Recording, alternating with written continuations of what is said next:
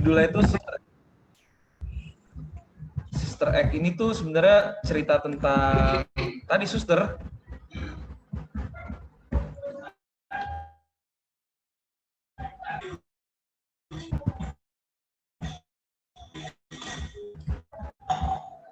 Cerita suster yang kayak gimana? Yang kayak tadi yang kita lihat tadi tuh.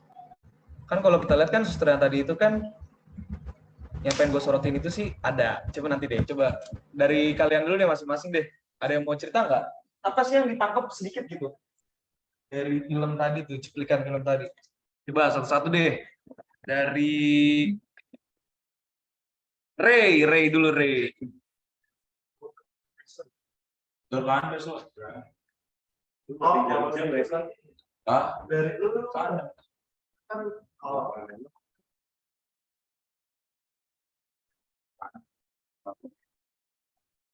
Di tengah-tengah diem. Bisa tengah-tengah. Coba dari Ray dulu. Gimana Ray?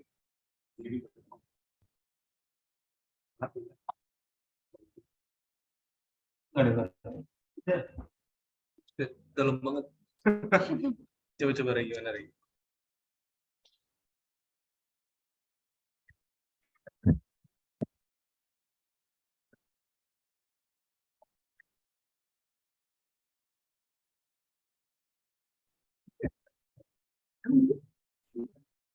Ini deh yang lain dulu.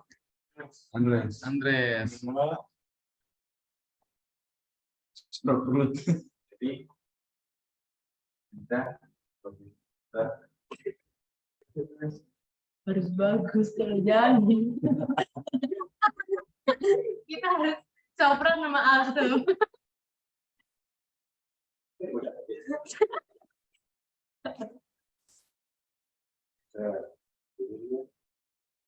Tidak di mana. ya.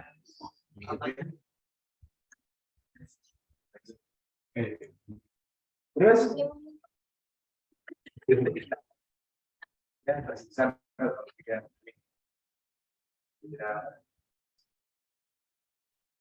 betul.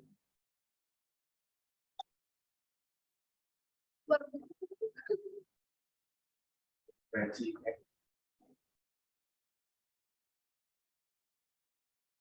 ini beda biasa lah lain-lain. Kita ngerasa ngapain sih Kerja doa. aku jadi gimana? Terus tiba-tiba nyanyi, tiba-tiba ngajar nyanyi, Terus nyanyi yang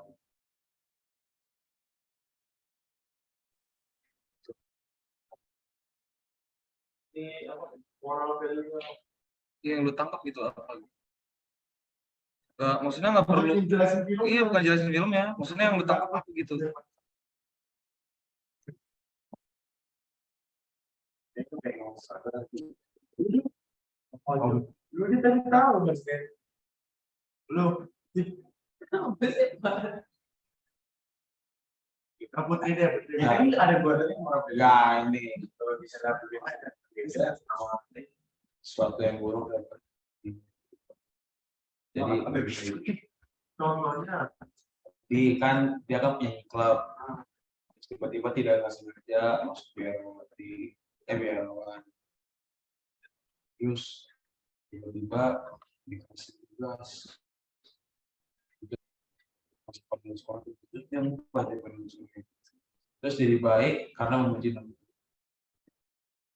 Oke. talentanya Baik. Yang lain? Dari tadi cerita Iya, saya nggak tahu.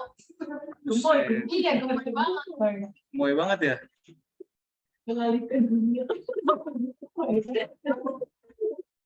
Put, gimana Put?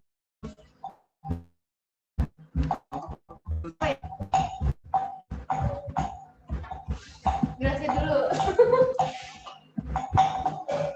Apa main piano?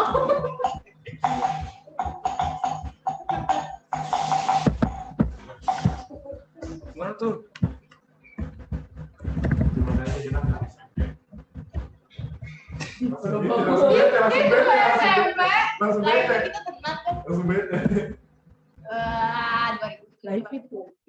kaya. Gimana Bu? Apa ya?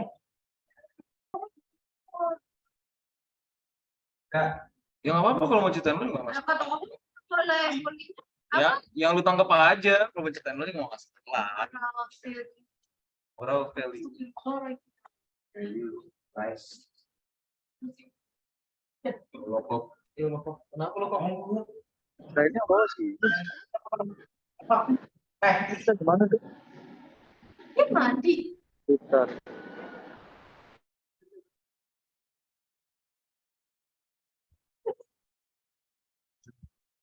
Ya gimana tadi? Siapa tadi? Terakhir? Gracia. Gracia. Ucap. Tuh Karin, siapa namanya Matthew kayak ngelakuin act gitu Nih, Yang berbeda. yang berbeda gitu ya. Di sini Matthew bilang banyak orang-orang di gereja yang ngejadiin gereja tuh rumahnya sendiri, bukan untuk rumah sesamanya. Oke, sudah. Gracia, gimana Gracia? Udah dia ngelakuin act yang kan kayak menutup dunia gitu, act dari bawah. Setelah itu ngelakuin sesuatu gitu. Ya. Bahaya. Ya. Buatnya tuh tadinya ya selalu negatif. Farel, gimana? Mantap Gracia. Farel tadi udah belum kan ya? Belum. Value moral. Itu moral value. Gimana moral value-nya? Mana sih anak SMA? Jadi malah laptop Apa moral value? diem ya. Si tahu dong Kak. Tanya dengerin. Jadi kan di gereja atau gitu kan ketenangan gitu. Gitu kan. Jadi Biarawati Campuran ini lah bisa dibilang walaupun itu buruk itu kan tuh Substitusi di jam. secara tidak langsung dia kayak ngebawa perubahan gitu kan gereja apa sih lupa pokoknya itu kan diujikan ya gara-gara itu makanya bentuk terus gara-gara itu dibuka lagi kan gara-gara apa sih gara itu kan nah jadi kayak dia ngebawa perubahan yang kan di Alkitab juga dibilang kayak bekerja berdoa kayak itu tuh keluar gitu kayak bukan cuma di dalam doang tahu gak sih ya kan kayak misalkan kita berkomunitas nih cuma komunitas kita di dalam terus gitu kayak nggak keluar gitu yang sudah kayak lakuin ini itu kayak makan dia terus ya kurang lebih kayak gitu terus karena yang benar ada yang bilang yang tadinya tuh kemampuannya tuh kayak di klub gitu tapi karena dia jadi beres dia bisa manfaatin apa yang dia dapat itu di klub dia buat kayak jadi itu sebagai Mantap Farel. Lively. Iya, banyak ya panjang 3 paragraf. Tapi itu gimana? Lively gimana Lively? Bakalan Hah? Lively monster. Yang gitu. Parah. Bisa nih Lively nih, aduh gimana Lively? Bantuin lu Kak. Kak Farel. Apa? Oh nggak tahu ya, nggak apa-apa. belum Ray, gimana Ray? oh udah Ray sudah dapat belum? Hah? Sudah, oke.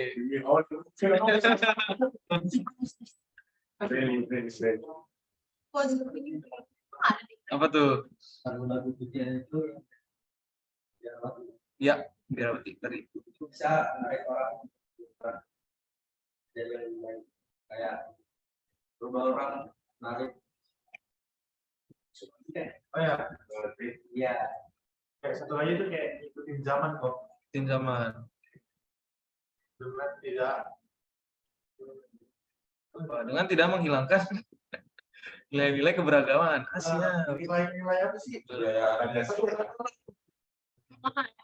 Kenapa gitu?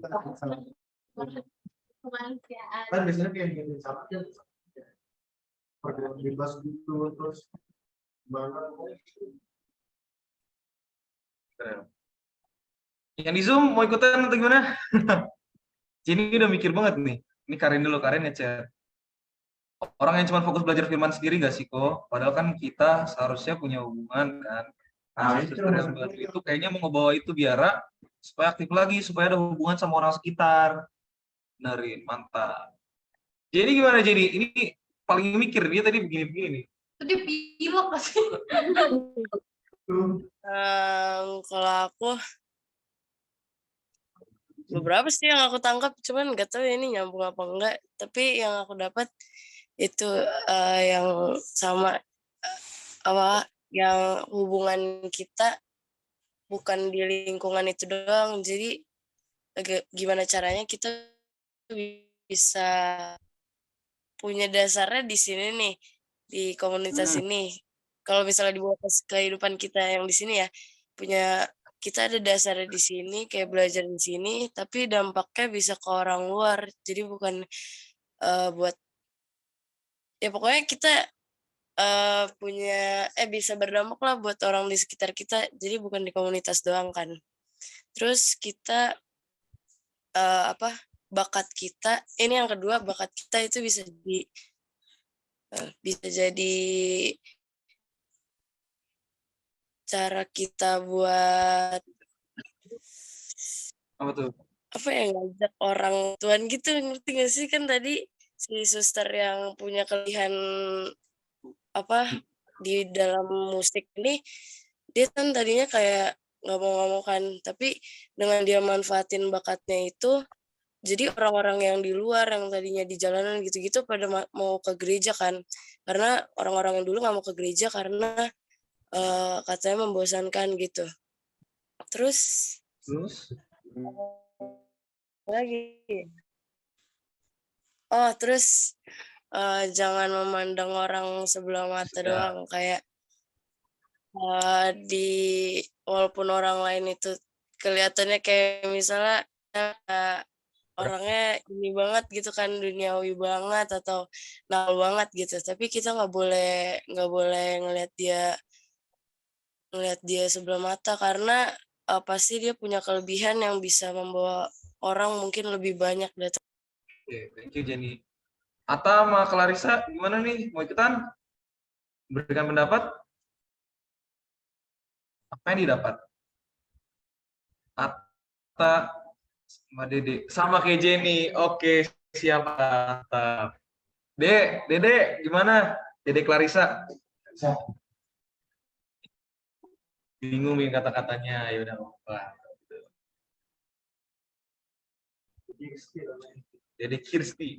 Tapi kalau di rumah panggil Dede Clarissa. Dede Clarissa juga. Jadi kenapa gue nyetel film ini? Kan kita kan lagi bahas tentang anak Allah yang saya. Terus kita bahas anak Allah yang saya ini sampai ke topik yang minggu lalu itu tentang hidup gak bercacat, gak bercela. Soal kudusan. Nah, sebenarnya pas lagi bikin bahan, gue tuh inget sama film ini. Kenapa? Soalnya gue inget di bagian scene yang tadi yang terutama yang ketika si Suster Mary Clarence ini pengen ngebuka biara, terus sama suster kepalanya ini dibilang enggak, jangan, ini terlalu berbahaya gitu untuk orang-orang, untuk suster-suster yang lain gitu, biarin aja, mereka orang berdosa gitu, biarin aja gitu, takutnya kenapa-napa nanti kitanya. Gue keinget situ.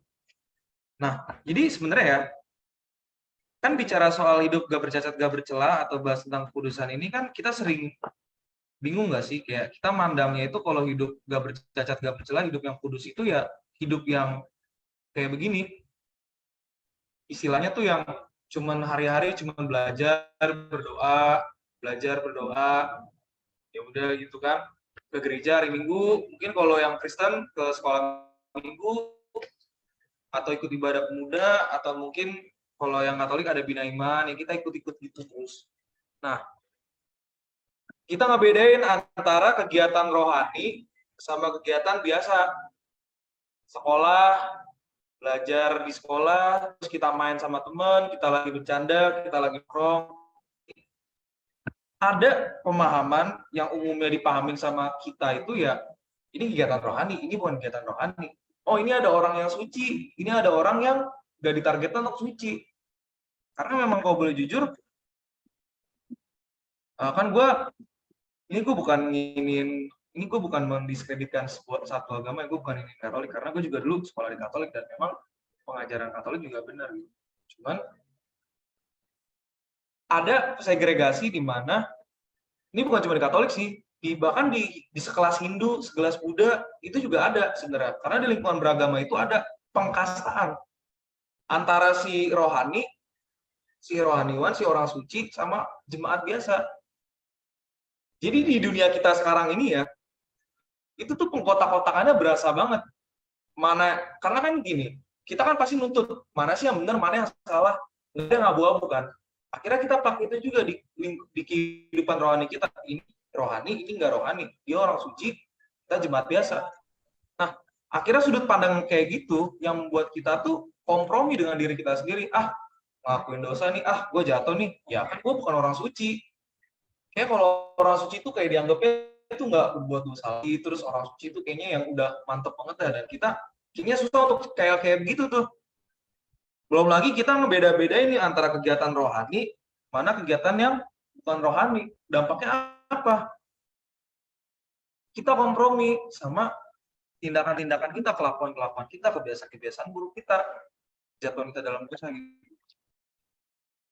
Padahal ya, kan kita bilang baik kau makan minum, bukanlah itu kemuliaan Tuhan, seakan-akan untuk Tuhan gitu. Kita bilang sebenarnya setiap hidup kita itu dari kita ngejalanin waktu, dari kita ngejalanin aktivitas kita gitu. Kan lagu kayak gini ya. Setiap tarikan nafasku, setiap detak bagi, setiap detak nadiku untuk Tuhan.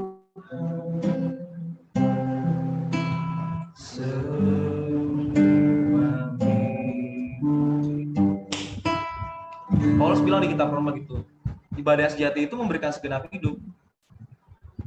Memberikan segenap hidup maksudnya apa tadi? Setiap tarikan nafas kita, setiap denyutan nadi kita, bahkan kalau boleh lebih ekstrim lagi, setiap detik kita ngelakuin kegiatan kita, itu sebenarnya bentuk ibadah kita ke Tuhan. Jadi nggak ada lagi sebenarnya yang dibilang ini kegiatan dunia, ini kegiatan rohani, cari duit, kerja itu kegiatan duniawi. Belajar firman ke gereja itu kegiatan rohani, enggak.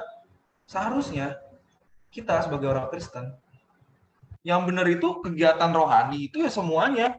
Baik kita kerja itu kegiatan rohani, baik kita sekolah itu kegiatan rohani, kita jadi seorang anak itu kegiatan rohani, kita jadi kakak, kita jadi adik itu kegiatan rohani. Semuanya itu rohani di kacamata orang yang rohani.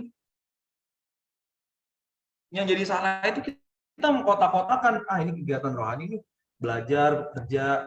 Akhirnya kita nggak maksimal di sini. Kenapa? Karena kita nganggap, ngapain gue belajar terus, gue nanti nggak punya hubungan sama Tuhan. Ngapain gue main sama teman gue, ntar gue nggak punya hubungan sama Tuhan, ntar gue nggak suci lagi. Apalagi kan kerja mulu. Kapan gue belajar firman, kapan gue berdoanya?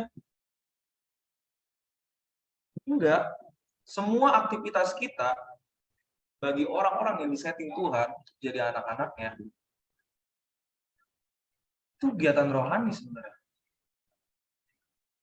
Kenapa? Karena ketika kita bekerja, ketika kita berteman sama teman kita, di situ ada kehendak Tuhan.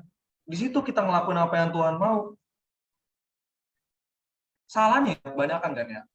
Orang kalau mau suci, orang kalau mau jadi kudus itu ya bertapa, sepi di gunung, berlindung di balik tembok, ya berdoa aja, berdoa ya udah kerja lagi, doa kerja lagi.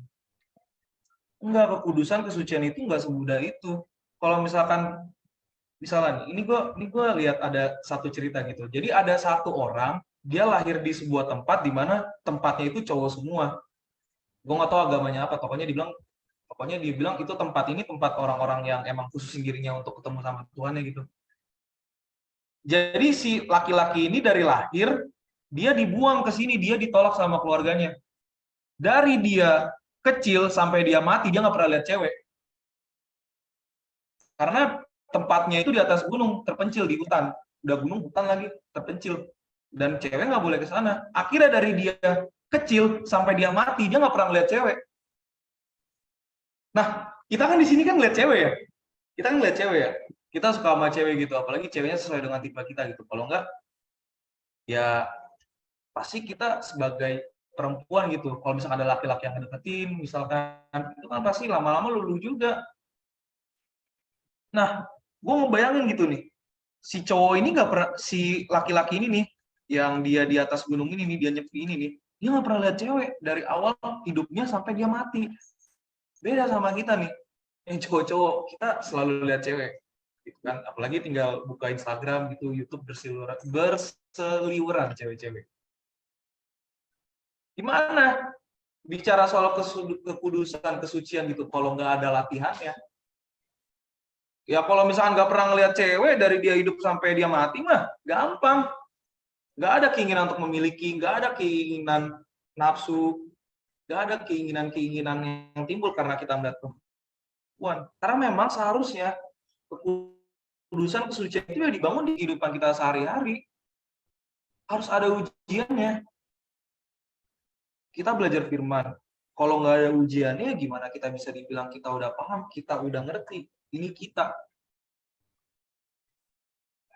Jadi bicara soal kekudusan itu bukan bicara kita nyepi, kita berbiara, kita ya itu nggak salah gitu.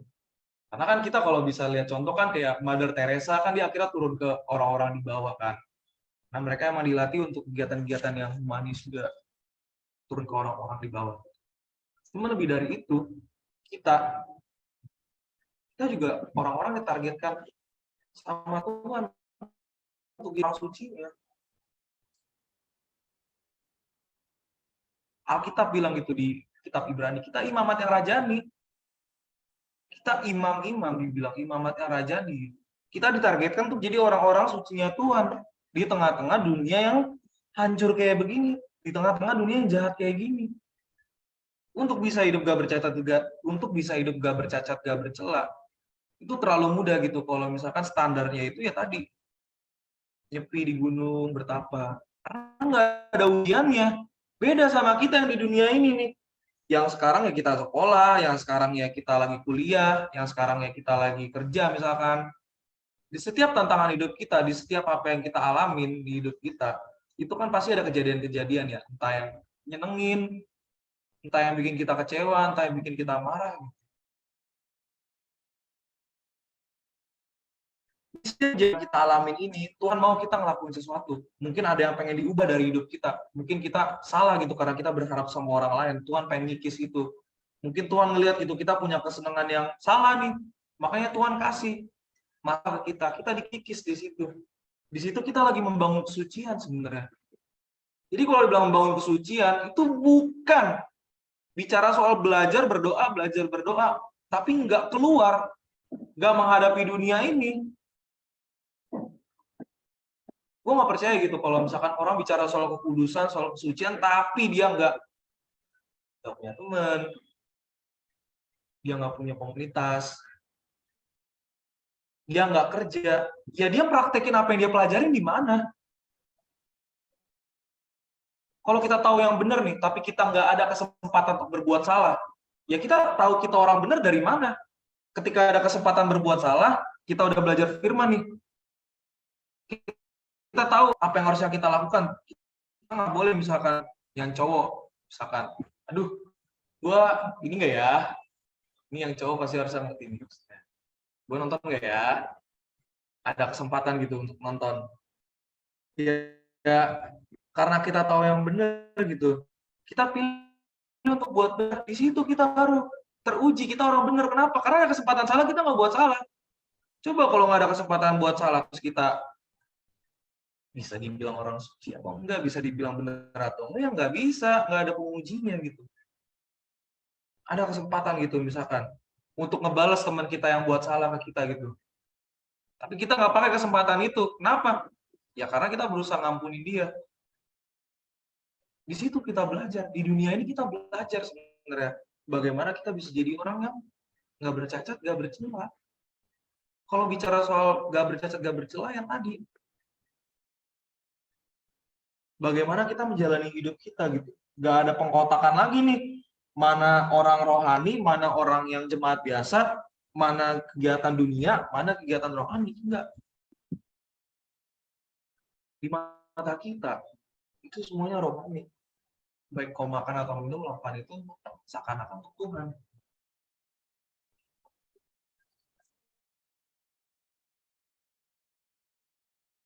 Ya, tadi filmnya itu, gue sebenarnya pengen nyorotnya yang pas bagian yang dia ngebuka gereja sebenarnya. Karena yang gue perhatiin di film ini, ya gereja ini dia buat pagar gitu, sama masyarakat yang tadi,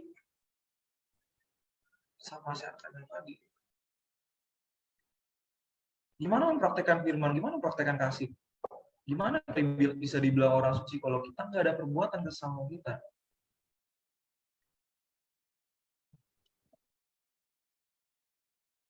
Gak usah jauh-jauh gitu, kayak misalkan kita bisa ngasih duit banyak gitu, kita bisa ngasih makan orang, kita buka dapur umum, kita bagi-bagi uang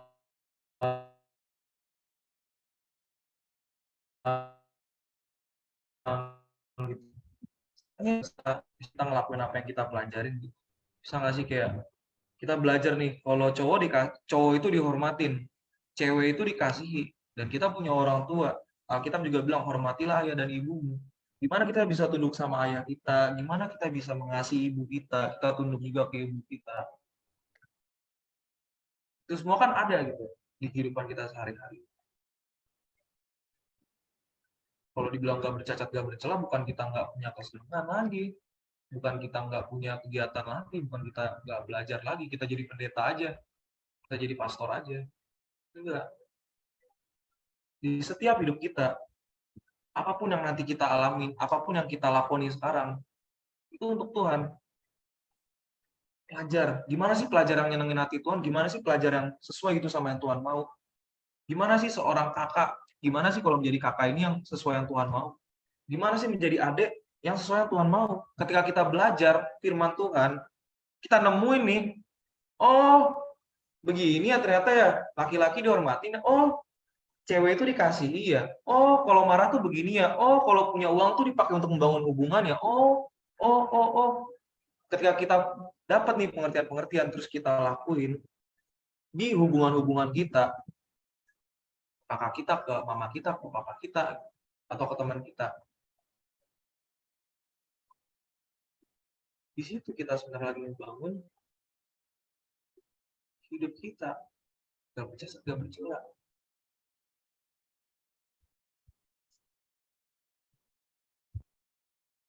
Di setiap hidup kita. Bayangin deh. Jadi nggak ada lagi gitu mana yang rohani, mana yang duniawi. Tapi semuanya ini rohani.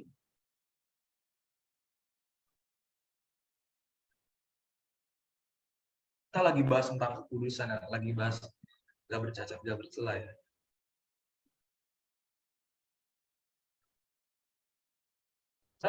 Pesannya itu sih. Sebenarnya jangan lagi ada gitu pengkotak-kotakan mana yang rohani, mana yang nggak rohani. Semuanya itu rohani.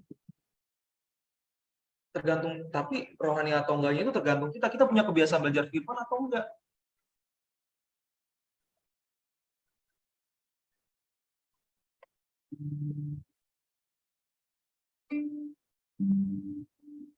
Gue tutup stepnya gini. Tuhan Yesus yang bilang loh, sempurnalah kamu seperti Bapa yang di surga itu adalah sempurna.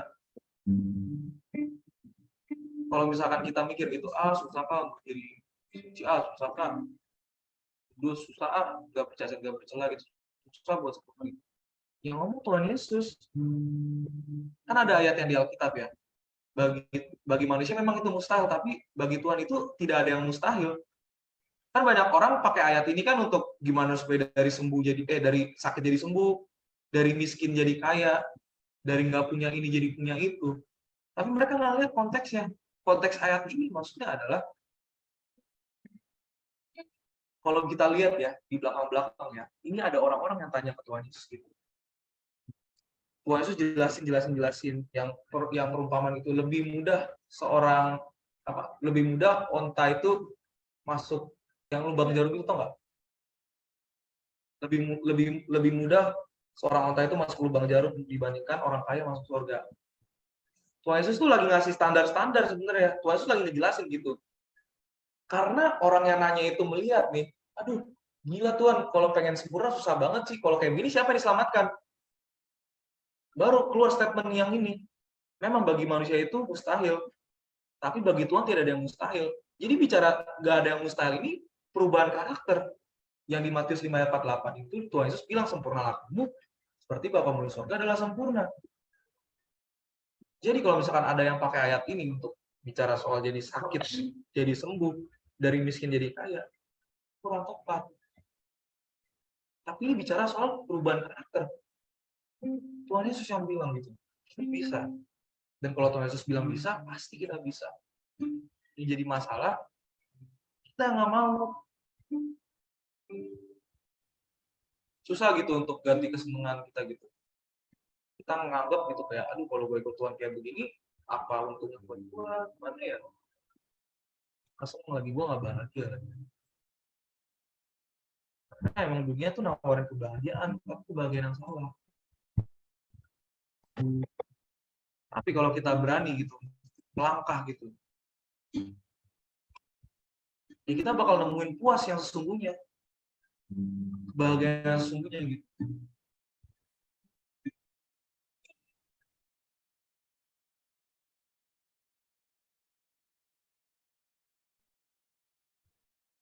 Kita berjuang bareng ya. Kita singkat aja sih. Kita hanya dilakukan tadi setiap tarikan nafas. Setiap tarikan nafas.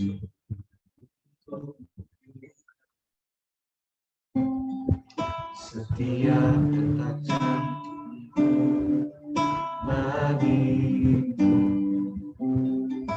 Setiap denyut nadiku untukmu Tuhan.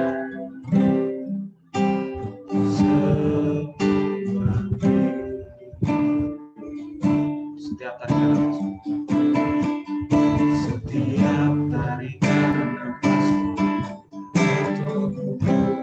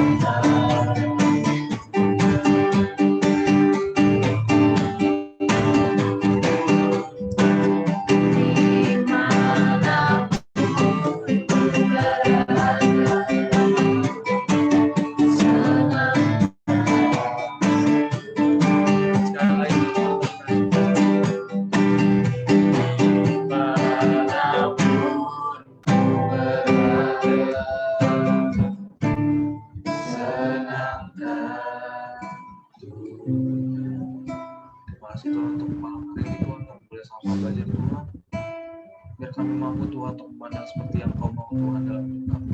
Ajar kami Tuhan untuk memandang seperti yang Kau mau. Kami masih muda Tuhan. Banyak yang kami belum bisa lakukan Tuhan. Banyak yang belum bisa kami tahu Tuhan. Tapi Kau mau belajar tetap setia Tuhan. Kau belajar percaya Kau Tuhan. Setiap masa muda kami Tuhan. Mungkin kami Tuhan yang masih muda ini Tuhan. Yang serius cari Kau Tuhan. Kau berkati kami ya Tuhan. Supaya kami boleh mengerti Tuhan apa yang Kau mau Tuhan. Sampai Kau akhirnya nyatakan dirimu kepada kami ya Tuhan. Suatu saat nanti ya Tuhan. Dan kami ya Tuhan senantiasa. Terima kasih Tuhan. Kalau sebentar Tuhan kami ingin melanjutkan kegiatan kami masing-masing Tuhan. Biar Kau sertai kami Tuhan. Bimbing kami ya Tuhan. Agar kami boleh mengerti apa yang Kau mau Tuhan. Terima kasih Tuhan. Hanya dalam saja kami mengucap syukur.